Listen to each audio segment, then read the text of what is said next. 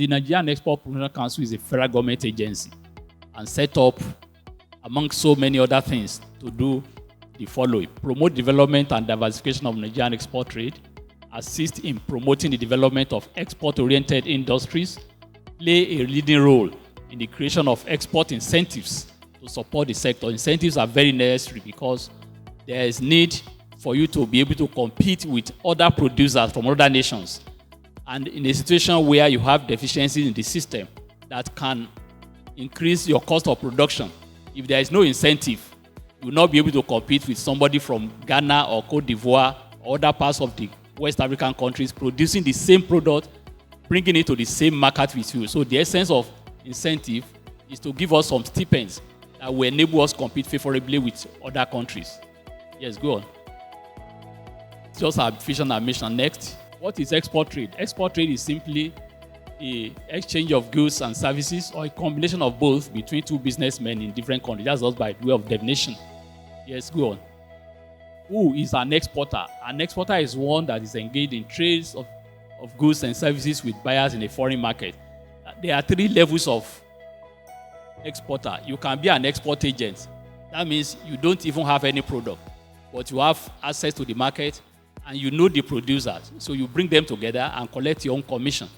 You can also be an export merchant in a situation where you have access to the market, but you don't even produce any product. Then you get across to the companies producing the product and make business with them so that you export the products on their behalf. Many of them do not have the time to go into export, so they prefer somebody else doing that on their behalf. You can also be a manufacturing exporter. That means you produce and export by yourself. Most of our MSMEs are in that category. And why do we export? To earn foreign exchange, to increase profit levels, gain access to bigger markets, gain access to more developed technology, and enhance quality of our production. This is very important because if you are producing for the American market, for example, you have to know what quality requirement is required for your product to enter that country, and therefore you might probably need to scale up your production processes so that you can meet up with those requirements. We just had what Lagos State Trust Fund does for MSMEs in terms of providing finance. So when you have such a finance, you can direct it into your production level and upscale your technology so that you can produce for the specific market. Next slide.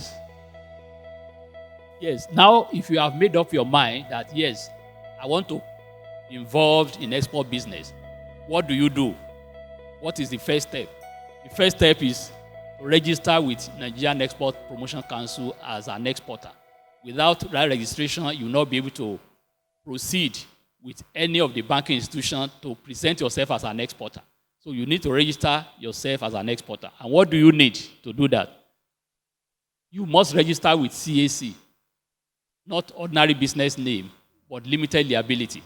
So if you currently have an enterprise, you need to upgrade and make it a limited liability company. So when you want to register with NEPC, you present the three certificates above: certificate of incorporation, certified true copy and of memorandum and articles of association, then the certified true copy of Form CO7. The Form CO7 will show the particulars of directors of the company. So this is necessary because when you are going outside the country, we need to know the details of those that are involved so that if there is any problem or there is need for us to come in and assist the company, we will know who to talk to. You can also register as a cooperative. That's maybe you are 10 or 20, you form a cooperative so that you can enjoy the economies of scale of production or of export. Then you can register as a cooperative with the NDPC too. You only need to present your certificate of registration and the bylaws of the cooperative. Next.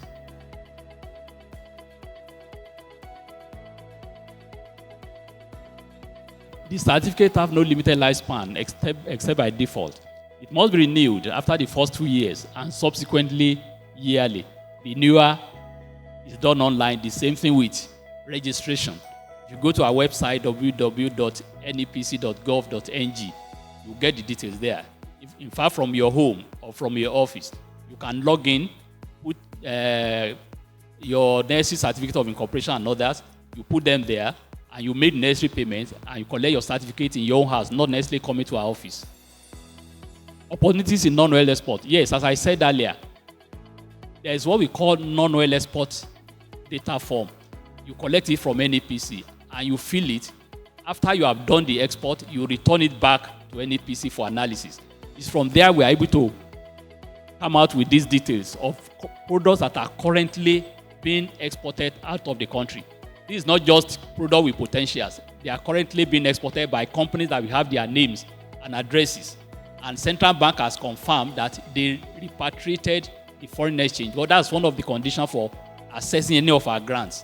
You must have exported, you must have repatriated the sum, and the central bank must confirm through your NXP, Nigerian Export Process Form, that you actually repatriated the foreign exchange into the economy. Then you are qualified for the grant given by NEPC. These are the products: leather, cashew, cocoa, rubber, gum arabic, soya beans, spices, coffee, manufactured products, solid minerals, and even services. So in any of these areas now, if you are interested in them, you can pick on this. It's not exhaustive. There are other areas, there are other products that are also qualified. But these ones, we are very sure because we have the details of companies that are currently exporting all this now. Next one. Yes, you might be thinking, okay, the products are there, they are exporting. Where are the products going to? These are some of the countries from the form that they submit back to us. These are some of the countries where those products are going to. Europe for cocoa, processed leather, processed shrimps, seafood, vegetables, chilies, nuts, corn tips, coffee, and gum arabic. US for ginger, seafood, processed food, and rubber. Asian countries for cashew nuts, ginger, corn, and tips. African countries for confectionaries, plastics, bathroom slippers, biscuit, juices. If you go to West African sub-region, for example, you find all these products from Nigeria there. Middle East for sesame seed, copper ingot, and ginger. Next. Yes, what are the support programs that NEPC offers for our MSMEs to be able to participate in export? Promotion of certification program. About a year ago, a total number of about 70 MSMEs sponsored by NEPC received the certification of their products on hazard analysis and critical control points. And just 5 months ago, another batch of 40 exporters received their FDA certificate for their products to access the US market. The certification will enable them to compete with similar products from other countries of the world and also stem the problem of rejection of Nigerian goods abroad. We have levels of certification. For example, within the country, if you are in the food sector, you must register with NAFDAC. NAFDAC must certify that your product is safe for consumption. This one we are talking about now, the HACCP, is a third level or third party certification. It's mostly done by consultants either within or outside the country, not within the government agencies. And the essence of this is to ensure that the trust is built between the importer and the exporter. The third level or third party certification is given mostly by an outsider. That's somebody who is not probably within the country, who can be trusted to be able to offer these services, independently and without any emotional attachment. So when you have HACCP certification, for example, your product is as good as fit for any part of the world, either the European market or the US market. NAFDAC, yes, but when you get outside, for your product to have that edge, for your product to be considered as fit for consumption and free from hazard, maybe physical, biological, chemical hazard, HACCP is the answer. That's why we encourage MSMEs to do that. So we discover that most of the costs involved, because probably sometimes you need to fly in the expert from abroad, you need to put him in a hotel for a whole week, you need to go through the production line of your company and address issues that might be a challenge in terms of quality parameters. With all that combined, you will discover that some of our MSMEs are not doing it. What NEPC does currently is to take up that responsibility, bring in the expert for the whole week or a whole month, go through those production processes for the companies, back maybe about 40 of them, then advise on what they need to put in place, probably come back after a month to see whether those things have been put in place, and give the certificate.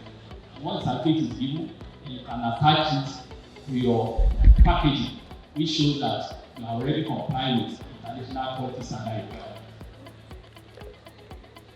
Then we also provide direct assistance in terms of access to market itself. Because when you have the product, there must be the market outside the country. So what we do is, the individual might not be able to have a branch in Ghana or Cote d'Ivoire or Kenya, for example. What NEPC does is to open trade houses in those countries to cover the region so that your product can be displayed free of charge in those countries. For example, you have the Chinatown in Lagos here. You go there now, you can see various products made from China. And if you are interested, you can even book your order. And that's similar thing that we are doing. And on 21st March this year, the first one was opened in Cairo, Egypt. Then on 16th June, we opened that one in Togo, that's in Lome. In 2nd August of this year, that of Nairobi, Kenya was opened. It's for the private sector. The most important thing is that your products must be very good, well packaged, so that it can be displayed in that trade houses. And once it's displayed, if there is another, the official there will get across to the MSMEs produced for the market. Capacity building program. We also realize that there is need to build capacity of our MSMEs. Some of them might not have capacity to travel out, secure courses that will increase their training. What we do is we collaborate with Corporate Bank, ITC, developing MSMEs like AFCFTA, in which 103 exporters benefited in developing African market. That was last year. 118 benefited from our intra-African trade course. 98 benefited from the market access competition course. And the most important thing is that you must be registered as an exporter, you must have the product. There's a reason why this really was developed. The reason why we are looking at taking market. So the product must fit in that market before you can qualify for this trade. That wouldn't be just academic exercise. Next one. Yeah, the Nigerian Export Promotion Council also coordinates the participation of Nigerian companies in fairs and exhibitions outside the country. And the condition for participation is one, registration with CAC, registration with NEPC, the certification of products by relevant agencies such as NAFDAC, quarantine service, and that also complete. What we do is, when we say this, the NEPC pays 50% of the cost of their travels so that they can participate, take care of their local community within the country where they are having trade fairs. And also pay for the pavilion, so you don't need to go to the product, they display the pavilion free of charge. Next one. Okay. In terms of moving to the ports, sometimes you can see that it's a big challenge to move our goods into the port. And there are certain things you need to do before you can move your goods into the port. And you might need to fumigate, you might need to maybe put some packaging in place. Every other thing you need to do in that environment. So what we'll do is we create a domestic export warehouse, a one-stop facility, whereby you have relevant agencies, Nigerian Customs Service, Maritime Service, Produce Inspection Service, can fumigate your product, can inspect, put labeling, put packaging, so that the container is sealed outside the port, and then it can move directly into the port once it is sealed and is packed as already layered. It goes to the terminal. So instead of queuing up on the Papa Bridge for 1 week, it goes directly to the terminal and then it's moved as a period for. So that's what we do with this, and we have 3 of them already licensed in Lagos here, so that they can assist people to do all these jobs. They clear the goods for export. Export expansion grant. The post-shipment incentive designed to expand export volumes and make our products competitive in the foreign market. Exporters can get a maximum of 15% of their annual export value in fully manufactured, 10% on semi-manufactured, 10.5% on processed, intermediate, and 5% of commodities, which can be used to pay taxes and FPE, offsetting government loans, and buy government bonds. Payment of EEG is through the use of export credit certificate. What we call it is the export expansion grant. the purpose of this, as I've said earlier, is to provide incentives so that the cost of production can be mitigated, so that the exporter can also compete with other exporters in that country in the same market. So we try to encourage value addition. That is why you have exporters getting about 50% of their export value, that's the FOB value, to fully manufacture. But on commodities, you are only entitled to 5% of your FOB value, FOB pure value. Next one. And this also show that there has been a rise in export from 2016 up to 2021 and still going on in this year 2022. Next one. That's just the figure. Next one. Yes. Looking at the future, what do we want to achieve? We want to achieve quantum increase in diversification in non-oil export. We want to ensure that the export culture is imbibed by all the states, so that they can identify with at least one significant export product, and that's easy for our campaign on export survival. So what do we do generally? How do we ensure that participate in it? One, we undertake export audit, we build export readiness competencies, we provide support in scaling up production and getting access to high quality input. We provide advice on branding, on packaging and certifications. We also facilitate international exposure through sponsorship, available trade fairs, trade missions, back-to-back meetings, and in collaboration with our strategic partners. Next one. Yes, these are our strategic partners. We work with British High Commission on manufactured products, processed foods and services, CBI, that's the Center for Promotion of Imports into Netherlands, for cocoa, cashew, and sesame seeds. We work with ITC, the International Trade Center, and Commonwealth Secretariat London on She Trades Program for women. We also work with TIZ on spices, tomatoes, competitiveness trainings. We also work with USAID, cashew, shea, textiles and apparel, natural ingredients. We also work with JETRO. JETRO is the Japan National Trade Organization, natural ingredients and spices. The way we work with JETRO is that after providing those who are interested, NEPC takes care of their needs to attend the fairs in Japan. We also work with ECOWAS for manufactured products. We also work with financial institutions. Next one. These are just some of the export-ready products, some of the products currently being exported out of Nigeria. These are shoes to West African sub-region. Some of our cosmetic products are being sold in Kenya, Ghana, and some other countries.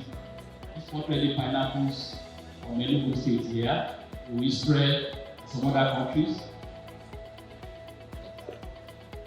These are cashew. You can see from the raw cashew to the processed into nuts to finished products, packaged, and currently being exported. All these are possibilities.